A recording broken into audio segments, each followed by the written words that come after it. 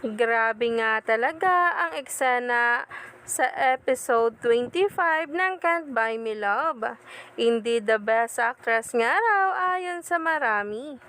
Umani nga agad ito ng samot-saring komento ang latest post ni Donnie Pangilinan sa kanyang Instagram, kung saan ay ang mga co-artist at actress nito ay nagkomento.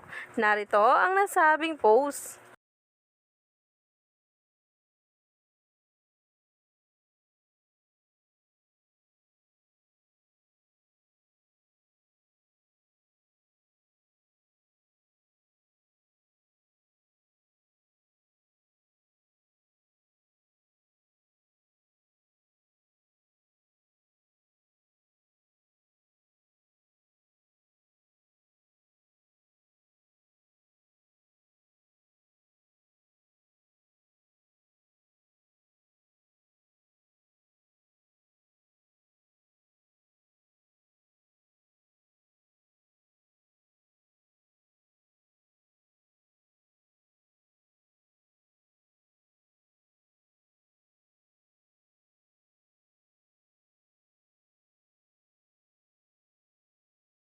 Ayon pa nga sa komento, still can't get over sa episode 25.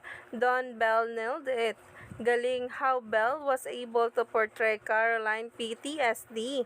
And that's inhale exhale line by Donnie as bingo to calm Caroline. Bravo!